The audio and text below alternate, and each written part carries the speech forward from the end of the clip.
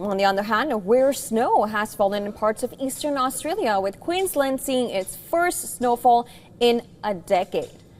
In New South Wales, up to 40 to 50 centimeters of snow was reported in some areas, along with heavy rain causing floods, power outages and stranded vehicles.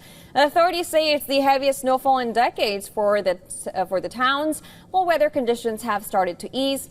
Here's more in a report.